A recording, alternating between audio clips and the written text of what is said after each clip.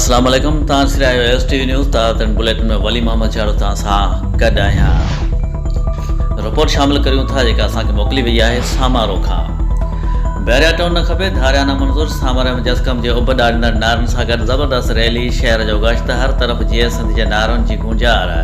जस्कम पारां धारी जी आबाद करे बहरिया टाउन रिथा ख़िलाफ़ जस्कम ज़िले उमरकोट जे चीफ ऑर्गेनाइज़र रमज़ान ख़ास के लिए अला बजाय सोलंकी ऐं ॿियनि जी अॻवाणीअ में सवें जस्कम कारकुननि हथनि में प्ले कार्ड ऐं बैनर खणी सामारो शहर सिविल अस्पताल खां शाह लतीफ़ चौक खां प्रेस क्लब ताईं रैली करे एहतिजाजी मुज़ाहिरो कयो।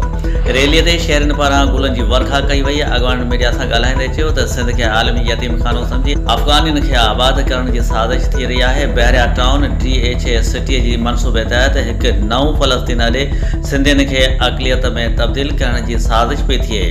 उन्हनि चयो त जेसिताईं हिकु बि धरती धणी हयाती आहे तेसिताईं उहे साज़िशूं कामयाबु थियण न ॾींदासीं। लखे सिंधी पंहिंजी धरतीअ माउ जी हिफ़ाज़त कंदा। ज़रदारी टोलो इक़्तिदार ख़ातिर सिंध विकिणी रहियो आहे, समूरा वसीला धारियुनि जे हवाले करे रहियो आहे।